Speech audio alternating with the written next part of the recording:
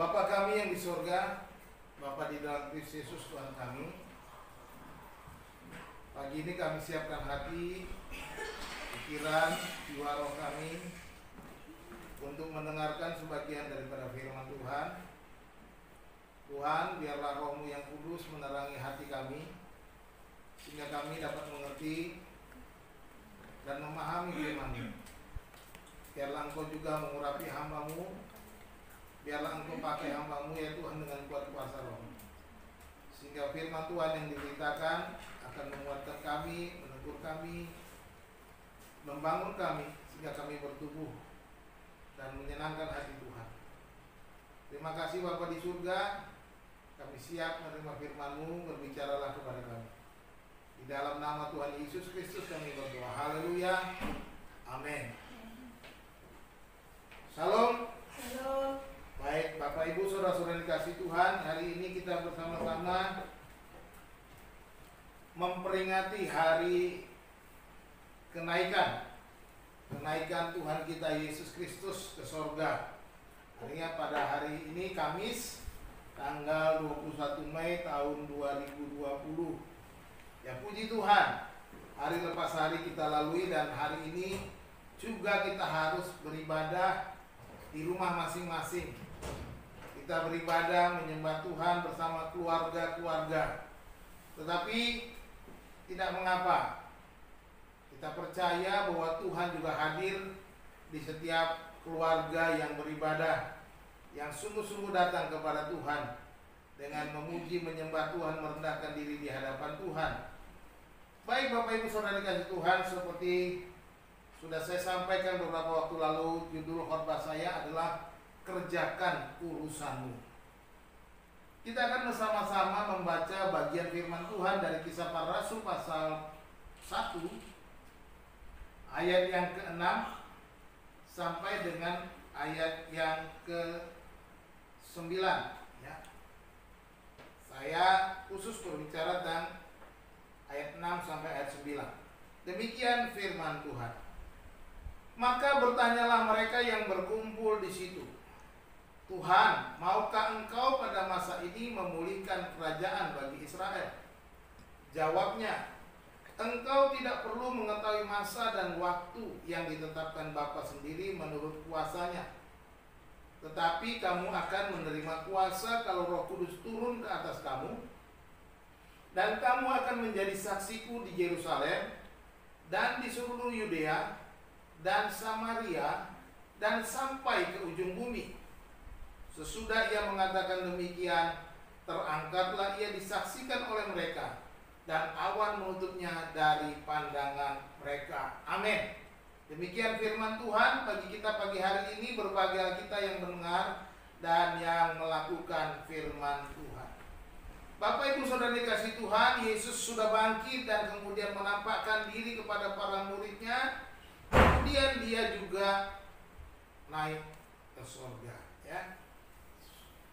Setelah dia naik ke sorga, dia menyediakan tempat bagi kita sebagaimana dijanji bahwa dia pergi untuk menyediakan tempat di rumah Bapa, dan dia berjanji juga akan kembali. Nah, saudara-saudara dikasih Tuhan, sebenarnya kedatangan Yesus Kristus pada waktu itu adalah benar-benar sungguh untuk mendirikan kerajaan Mesias sebagaimana para nabi menubuatkan kepada bangsa Israel. Itu sebabnya para murid yang mengikuti Yesus, yang percaya bahwa Yesus ini adalah Mesias anak Allah itu, mereka percaya bahwa Yesus akan mendirikan kerajaannya di bumi pada waktu itu. Itu sebabnya ketika Yesus mati disalibkan, mereka tercerai-berai. Tetapi ketika Yesus bangkit kembali, ada suatu semangat yang baru mendorong mereka untuk ada pengharapan mereka akan terrealisasi pada waktu itu. Itu sebabnya di dalam ayat yang ke-6 ini dikatakan di sini, katakan, maka bertanyalah mereka yang berkumpul di situ.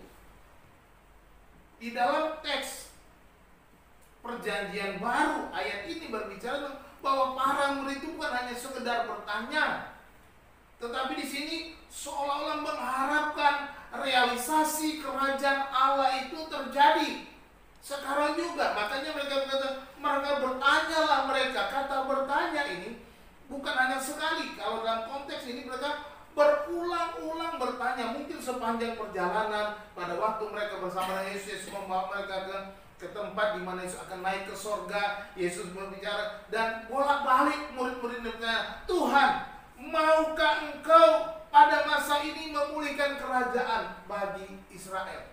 Mereka berharap bahwa Yesus segeralah jadi raja. Yesus segeralah memulihkan kerajaan Israel. Yesus segeralah mengusir penjajahan. Yesus segeralah mengenyahkan kerajaan Romawi yang pada waktu itu berkuasa atas bangsa Israel. Berulang kali bertanya.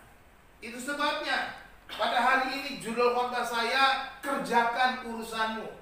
Yesus seolah-olah dalam konteks ini ayat ini berkata, oke, itu bukan urusanmu. Yang penting adalah aku punya tugas untukmu.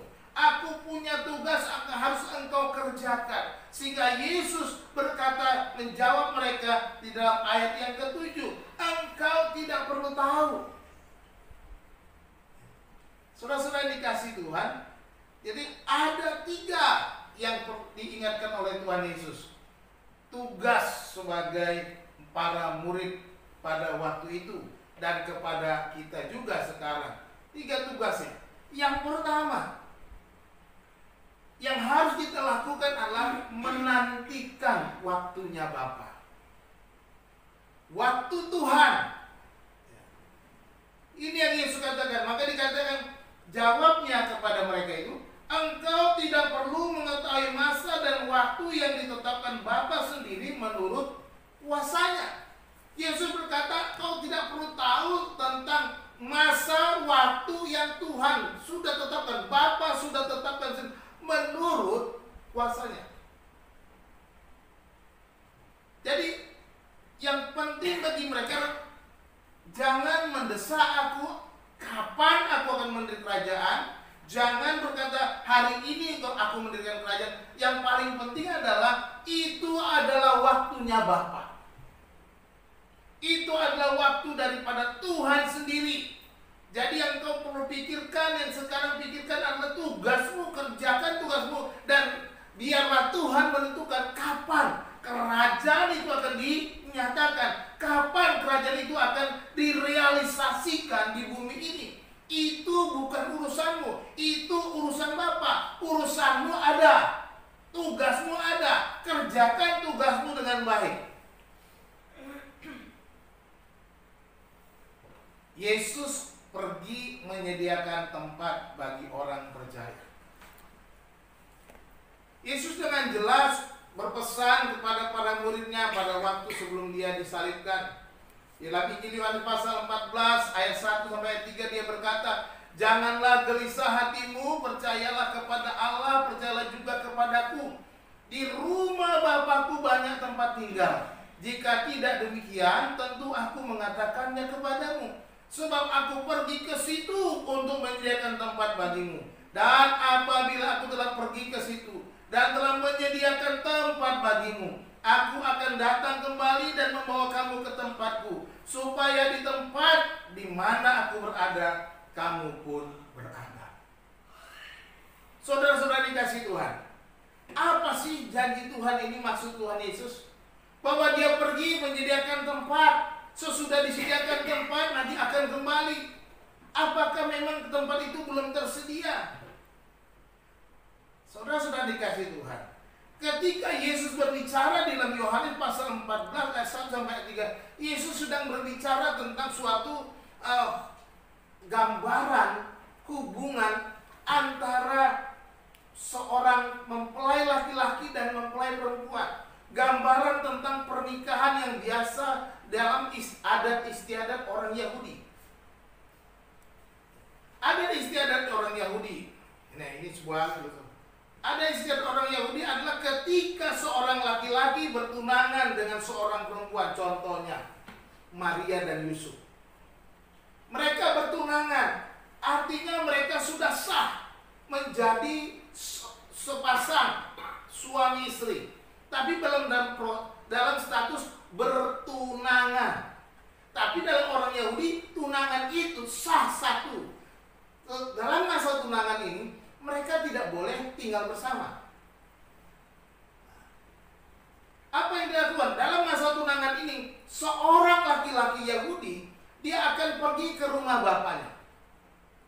Lalu dia akan membangun rumah di samping rumah bapaknya. Setelah dia membangun rumah pun, dia tidak boleh jemput istrinya tanpa komando dari bapaknya. Ketika bapaknya melihat, oke, siap, ready semuanya, kita jemput istrimu. Ya, gitu. Jadi ini yang digambarkan oleh jemput. Ketika seorang laki-laki sudah menyiapkan rumah, menyiapkan tempat tinggal, bapaknya bilang, mari kita menjemput mempelai. Lalu mereka pun pergi menjemput mempelai. Dan ketika mereka menjemput mempelai, akan ada suara trompet yang dibunyikan oleh pasukan trompet berada di depan. Nah, seorang perempuan mempelai wanita selalu menunggu di rumahnya. Makanya ada gambaran orang yang menunggu dengan minyak itu. Gadis yang bijaksana. Mereka selalu siap sedia. Mereka menunggu kedatangan mempelai laki-laki. Mereka tidak tahu kapan menjaga kekudusannya dengan baik. Dan ketika Yusuf tahu dia mengandung, Yusuf mau menceraikannya secara diam-diam. Tapi Maria merasa dia sudah menjaga kekudusannya. Ini tugas. Nah, demikian gambaran mempelai perempuan itu menunggu dengan menjaga kekudusan, menjaga kesucian, menjaga kesetiaannya ketika mempelai laki-laki itu datang. Dan ketika mempelai laki-laki itu datang, mereka akan mendengar nyanyian bunyi trompet. Nah, mempelai laki-laki itu tidak datang ke rumah mempelai perempuan. Mempelai laki-laki akan datang dan menunggu di depan. Menunggu, tidak masuk ke rumah mempelai perempuan. Mereka menunggu dan kemudian mempelai perempuan mendengar, keluarga perempuan mendengar trompet, lalu mempelai laki-laki datang. Mari kita siapkan diri menyongsong mempelai laki-laki. Dan ketika itu mempelai perempuan dan keluarganya menghampiri mempelai laki-laki. Ya, menghampiri mempelai laki-laki, kemudian mempelai laki-laki ini membawanya ke rumah yang sudah disediakan. Inilah gambaran yang diceritakan oleh Yesus di dalam Injil Yohanes pasal 14 ayat 1 itu. Aku menyediakan tempat bagimu, dan apabila tempat itu sudah sedia, maka aku akan datang kembali membawa kamu ke tempatku di mana aku berada, di situ kamu pun berada. Makanya dikatakan oleh Tuhan Yesus, kamu tidak perlu mengetahui waktu, masa dan waktu yang ditetapkan Bapa menurut kuasanya. Bapa sudah punya kuasa, otoritas menetapkan kapan. Sekarang apa yang harus kita lakukan? Kita harus apa? Sebagai mempelai perempuan, menjaga kekudusan, menjaga kesetiaan, hidup di dalam takut akan Tuhan. Bahwa suatu waktu Yesus akan datang kembali. Suatu waktu mempelai laki-laki itu akan menjemput kita. Dia akan datang di awan-awan, dan kita akan menyongsong Tuhan di angkasa, dan kita akan dibawa ke rumah Bapa yang di surga. Ini yang dilakukan, harus kita lakukan. Urusan kita adalah menantikan janji Bapa, menantikan waktunya Tuhan. Kata waktu, masa dan waktu itu digunakan kata kronos dan kairos. Kronos kita sering dengan istilah kronologi. Ya, jadi di sini Yesus kan, kamu nggak perlu tahu tentang bagaimana apa yang terjadi, tentang waktu kronologisnya atau kairosnya, saatnya, momennya, di mana waktu itu diwujudkan, di mana kerajaan itu akan dinyatakan, di mana Yesus akan datang kedua kali menjemput kita. Itu kairosnya Tuhan. Itu bukan urusanmu. Urusanmu ya tunggu saja. Urusan kita menunggu. Ya, kerajaan itu pasti digenapi oleh Bapa sendiri. Jadi kita harus tahu, sekarang apa tugas kita? Tugas kita menantikan. Bagaimana menantikan? Jaga kehidupan yang kudus, kesucian, jaga kesetiaan, jaga kehidupan yang takut akan Tuhan. Bahwa Dia akan datang. Kita adalah mempelainya. Dan Yesus akan membawa kita. Sebagaimana Dia katakan, supaya di tempat di mana aku berada, kamu pun berada. Jadi peristiwa di awan-awan adalah peristiwa pengangkatan di mana orang percaya semuanya akan diangkat, menyongsong Tuhan di angkasa. Yesus belum datang ke bumi, masih di awan-awan. Lalu kita dibawa ke rumah Bapa. Jadi waktu itu, saat itu bukan urusan kita.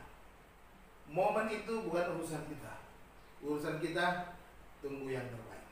Waktu Tuhan pasti yang terbaik. Waktu Tuhan itu pasti terbaik. Kapan? Nggak perlu tanya kapan. Jagalah hidupmu. Sepanjang hidupmu setiap hari. Berlakulah setia seolah-olah besok atau sebentar lagi Yesus datang. Hiduplah kudus seolah-olah sedetik lagi Yesus akan datang. Sebentar lagi bahwa setelah ibadah Yesus datang. Bersikaplah seperti bukan masih lama. Nanti saja. Saya mau puas-puas hidup saya. Saya mau menikmati hidup saya. Saya mau menjalani hidup yang enak-enak dulu di sorga dunia katanya. Mau menghidup foya-foya, mau hidup serampangan, mau hidup pesta pora, pokoknya senangkan hati. Waduh, mumpung masih muda, selalu bilang gitu. Hati-hati, jangan pikir muda atau tua. Waktu Tuhan itu bisa tiba-tiba. Yesus berkata apa? Sebab aku datang seperti pencuri. Waktunya seperti pencuri. Ya. Yesus datang seperti waktunya pencuri. Bagaimana? Pencuri nggak pernah pamitan, nggak pernah telepon dulu. Pak Ferdinand, malam ini aku mau mencuri di rumah Bapak. Ya mana bisa? Saya udah keburu lapor polisi. Pak polisi, ini ada pencuri mau mencuri rumah saya malam ini, dia tadi telepon. Nah, nggak ada pencuri yang telepon dulu. Ya, pencuri datang tiba-tiba. Kita harus berjaga-jaga. Yesus datang tiba-tiba, kita harus berjaga-jaga. Masih muda Pak. Nanti dulu Pak, kalau sudah puas. Jangan. Karena umur itu tidak menunjukkan orang itu masih lama hidupnya atau tidak. Ada banyak orang dipanggil Tuhan, umurnya masih muda.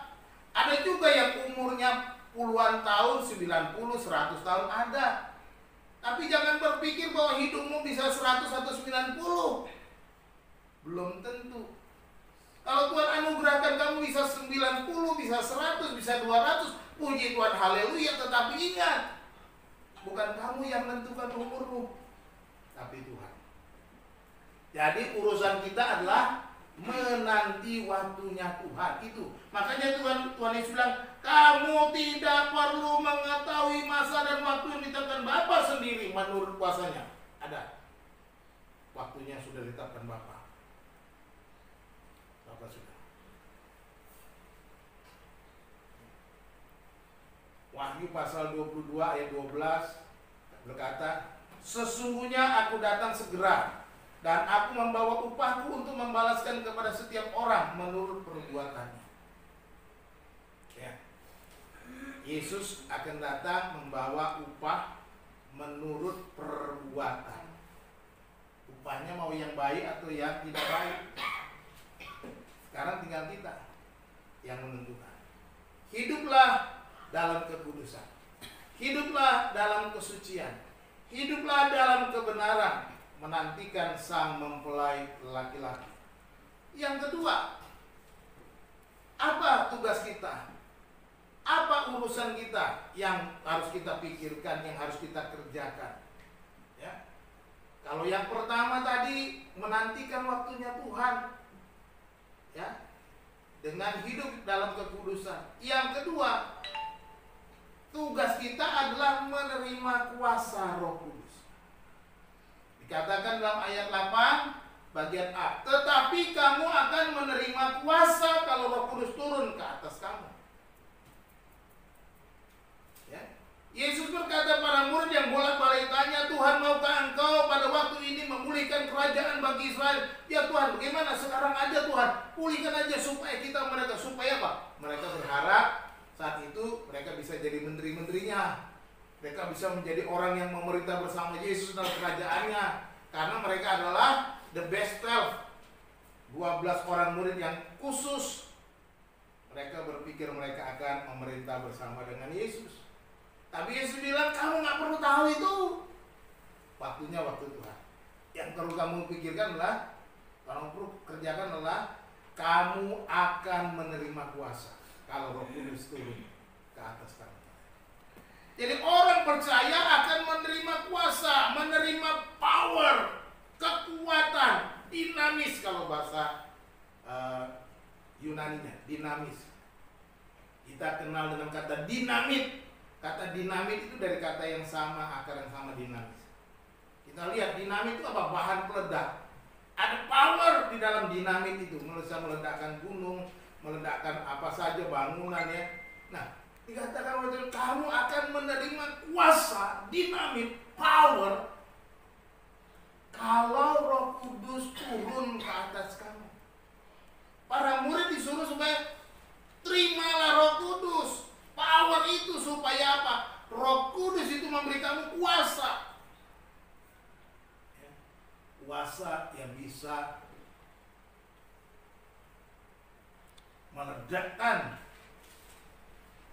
jiwa-jiwa, ya.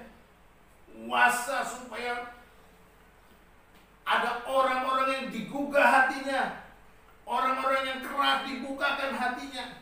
Ini tugas kita. Roh itu diberikan kepada kita, ya. Yesus berkata di dalam Yohanes 14 juga ayat 16 dan 17, Aku akan minta kepada Bapa dan Ia akan memberikan kepadamu seorang penolong yang lain, supaya Ia menyertai kamu selama-lamanya, yaitu Roh kebenaran. Dunia tidak dapat menerima Dia sebab dunia tidak melihat Dia dan tidak mengenal Dia. Tetapi kamu mengenal Dia sebab Ia menyertai kamu dan akan diam di dalam kamu. Tugas kita adalah menerima Roh Kudus, menerima kuasa Roh Kudus. Untuk apa? Supaya kita punya power. Jadi jangan takut, kita ini sebagai orang percaya sudah ada power. Karena apa? Menerima Roh Kudus. Dikatakan kamu akan menerima seorang penolong yang lain. Perhatikan itu. Kata penolong di sini seorang penolong yang lain, ya. Kata yang lain ini Yesus berbicara tentang bahwa seorang penolong yang sama dengan dirinya. Sebagaimana Yesus punya kuasa, punya power, punya dinamis, punya kemampuan, bisa melakukan mujizat, bisa berkuasa. Yesus adalah Tuhan, Yesus adalah pencipta. Demikianlah penolong ini adalah punya kuasa yang sama. Sekalipun kata yang lain. Di dalam bahasa Yunani ada dua yang penting perkataan yang lain. Ya.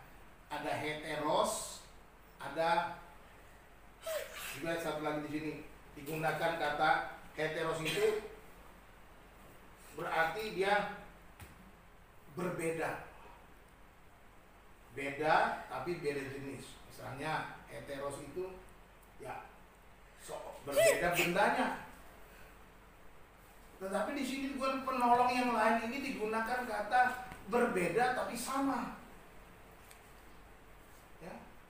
Sama jenisnya. Tidak ada perbedaan. Jadi penolong yang lain ini adalah penolong yang punya kuasa sama seperti Yesus. Kalau Yesus bisa melakukan mujizat, Roh Kudus pun melakukan mujizat. Nah, kita dikatakan menerima kuasa, menerima penolong. Roh inilah yang menolong kita supaya apa? Supaya ada power. Jadi kita tak perlu takut. Sebagai orang percaya kita punya kuasa. Kita punya kuasa, power ya, untuk menyatakan kehadiran kita. Untuk menyatakan kuasa Roh Kudus itu dalam hidup kita. Untuk menyatakan kepada dunia ini bahwa Yesus itu hidup. Yesus sudah bangun. Yesus naik menjadi orang yang bisa menyampaikan kebenaran. Satu contoh, ini perjalanan pada suatu hari saya naik kereta api ke Malang beberapa tahun yang lalu. Udah cukup lama, ya. Awal-awal, kalau nggak salah awal-awal tahun 2000-an, saya mengajar di Malang. Pada suatu hari saya dapat tugas, kemudian saya berdoa, Tuhan, sepanjang perjalanan ke Malang, tentu perjalanan cukup jauh, berikan saya satu orang untuk saya bisa layani. Saya doakan supaya saya bertemu orang di samping saya, orang yang bisa saya layani. Saya tahu diri saya itu orang yang tidak pandai berbicara. Satu, orang yang tidak bisa pandai untuk membuka pembicaraan dengan baik, memulai suatu percakapan. Saya bukan seorang ahli berbicara, tapi saya minta supaya saya bisa memberitakan Injil kepada seseorang di kereta itu. Lalu dalam perjalanan itu saya sengaja membawa sebuah buku.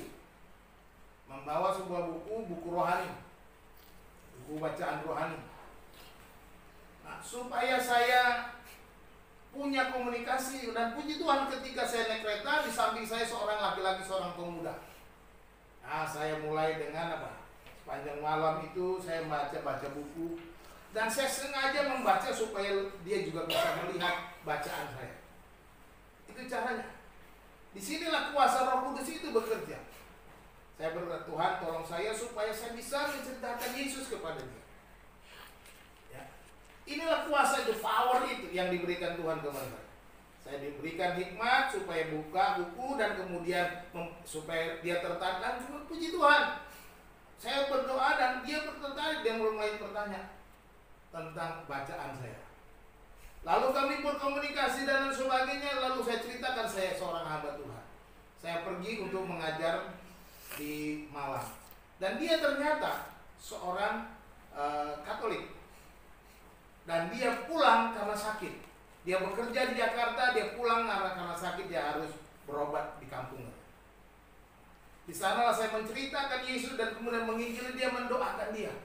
Dan puji Tuhan, dia memang turun lebih dulu. Dia tidak turun di Malang, dia turun lebih dulu. Saya bisa menceritakan Yesus, dan itulah yang saya katakan adanya kuasa, ada power yang tadinya saya nggak pandai bicara, nggak bisa berkomunikasi dengan baik, tapi Tuhan memampukan saya berbicara, berkomunikasi dengan dia, menyampaikan kebenaran dengan apa yang saya ketahui.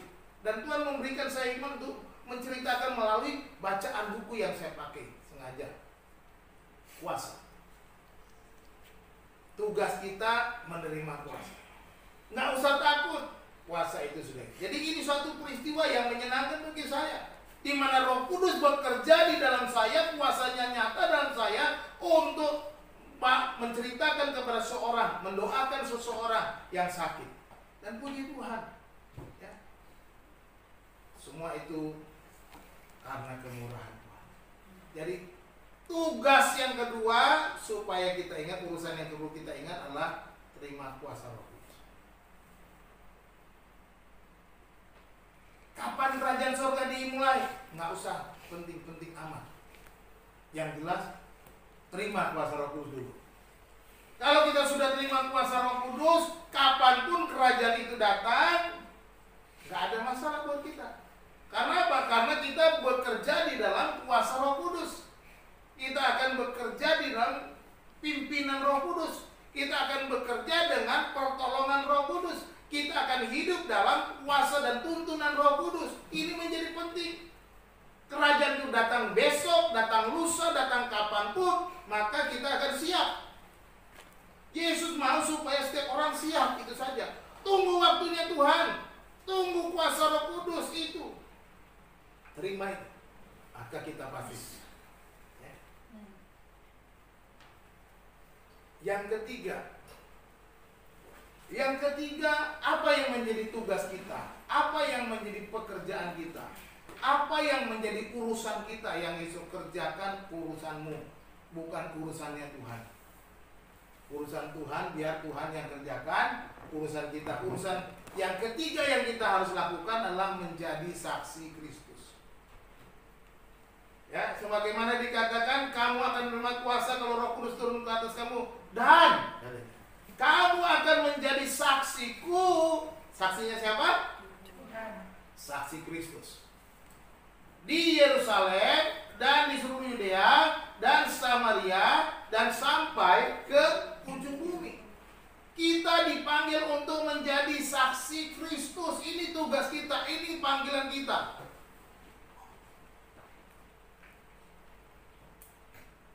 Jadi kita mau supaya kita sungguh-sungguh menjadi saksi Kristus. Ya. Dikatakan mulai dari Yerusalem, kemudian seluruh Yudea, Samaria, sampai ke ujung bumi. Ya. Jadilah saksi Kristus. Mulai dari mana? Dari Yerusalem. Artinya dari Yerusalem, mulai dari tempat di mana engkau ada. Mulailah dari sana. Ketika engkau di rumah, engkau ada di sana, mulai dari sana. Dalam keluargamu. Jadilah saksi Kristus di rumahmu. Kemudian seluruh Yudea, berarti berbicara tentang lingkungan sekitar. Yerusalem itu ada di Yudea, jadi sekitarnya seluruh Yudea.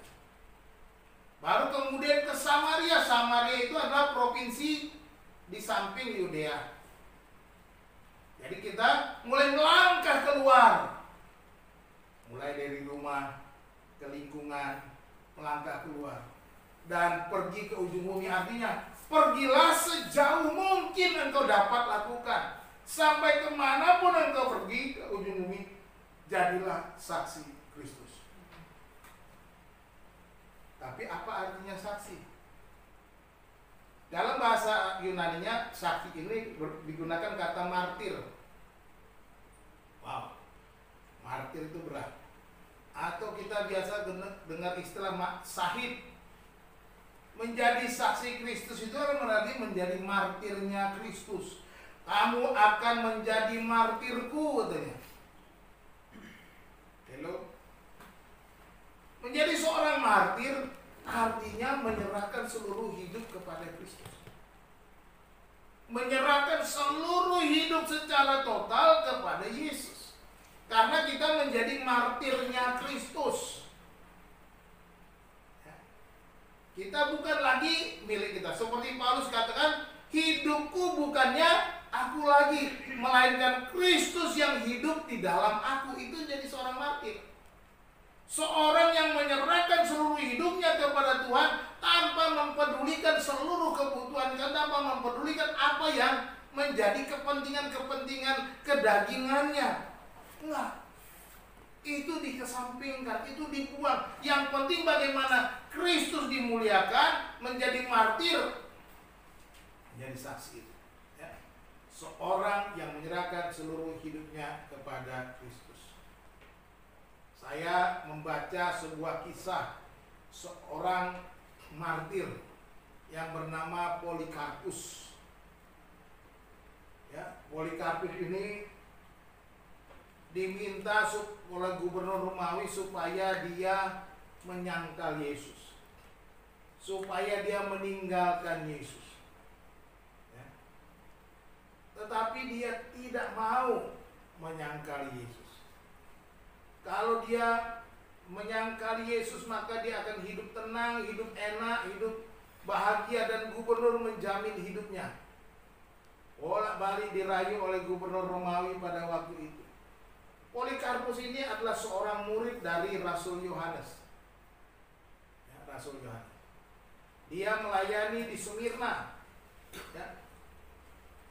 Karena dia keras hati, tetap percaya kepada Yesus, tidak mau meninggalkan Yesus, tidak mau menyangkali Yesus, maka gubernur Romawi menitahkan agar ia dibakar hidup-hidup. Kemudian dia diikat pada sebuah tiang dan dibakar. Wow. Diikat di sebuah tiang, dibakar. Benar-benar menjadi terang dunia. Ini jadi tiang loh, dari obor begitu ya. Namun menurut seorang saksi mata, badannya tidak termakan api. Luar biasa. Ya. Ia berada di tengah, tidak seperti daging yang terbakar, tetapi seperti roti di tempat pemanggangan.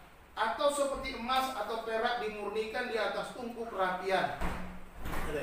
Kami mencium aroma yang harum seperti wangi kemenyan atau rempah mahal.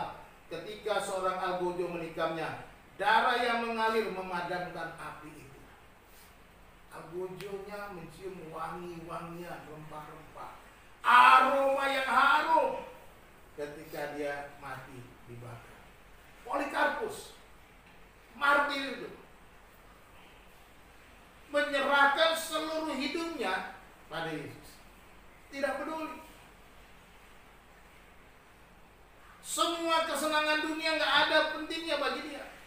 Semua harta dunia tidak ada pentingnya bagi dia.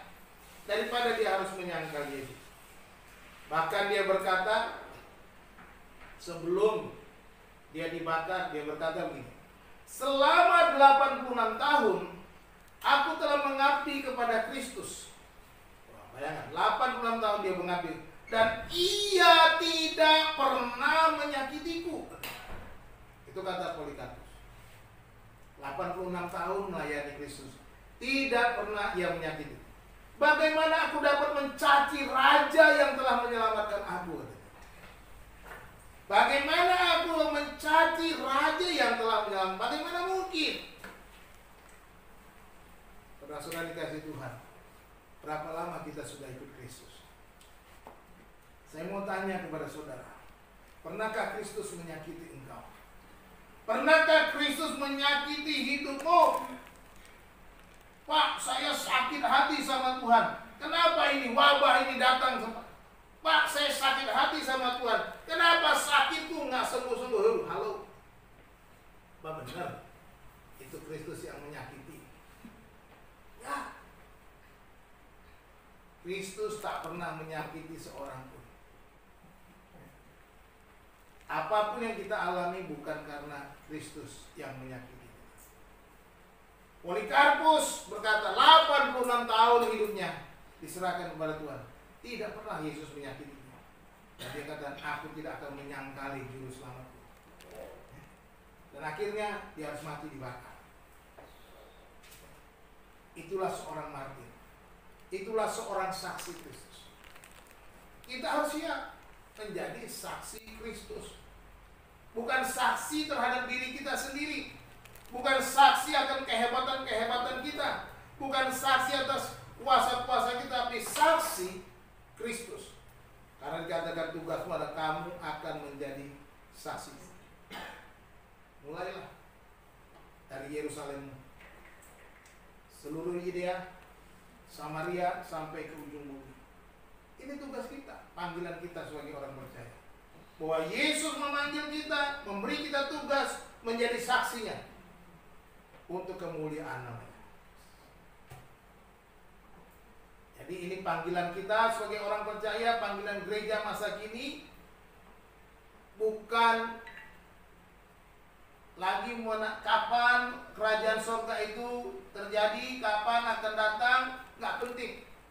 Karena ada banyak orang meramal-ramal tentang kedatangan Yesus. Datang tahun sekian, datang, nggak perlu kita pikirkan itu. Yang kita perlukan bahwa kita yakin itu waktunya Tuhan. Kita menantikan waktunya Tuhan saja dengan menjaga diri. Kita menerima kuasa Roh Kudus. Kita menjadi saksi Kristus. Inilah 3 hal urusan kita yang harus kita kerjakan sampai Yesus datang kedua kali. Hiduplah sebagai orang percaya yang tekun menantikan waktu Tuhan yang akan, di mana Yesus akan datang kedua kali dengan hidup yang benar, hidup yang saleh, hidup yang suci, hidup yang kudus sebagai mempelainya. Gunakanlah kuasa Roh Kudus yang ada di dalam hidup kita untuk hidup dalam kebenaran dan dalam terang.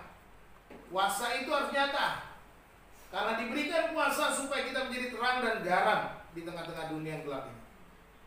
Jadilah saksi Kristus dimanapun kita berada. Mulailah dari titik di mana kita berada, di rumah, di kantor, dimanapun kita menjadi saksi. Siap menyaksikan Kristus, menceritakan Kristus tanpa menyangkalinya sedikit. Tuhan Yesus memberkati. Kita berdoa. Kami bersyukur kepadamu ya Allah Bapa kami atas firman Tuhan yang sudah kami dengar. Jangan Terima kasih Tuhan sia-siakan. bahwa Engkau mengingatkan kami akan tugas kami, urusan yang harus Masih kami ada urus kesempatan sendirian kita Tuhan. Bukan memikirkan apa yang akan Tuhan kerjakan tentang kedatangan dan kerajaan-Mu di muka bumi. Tapi kami mau menantikan kedatangan Tuhan dengan pada waktu Tuhan dan menerima kuasa Roh Kudus supaya kami menjadi terang dan berkat bagi banyak orang.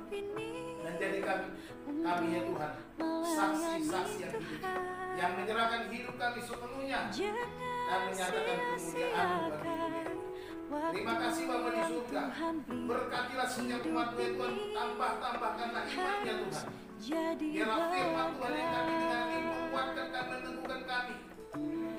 Dan kami tersedia menantikan Hidup ini adalah kesempatan. baik ada di tempat ini maupun yang sedang beribadah di rumah yang mendengarkan firman Tuhan.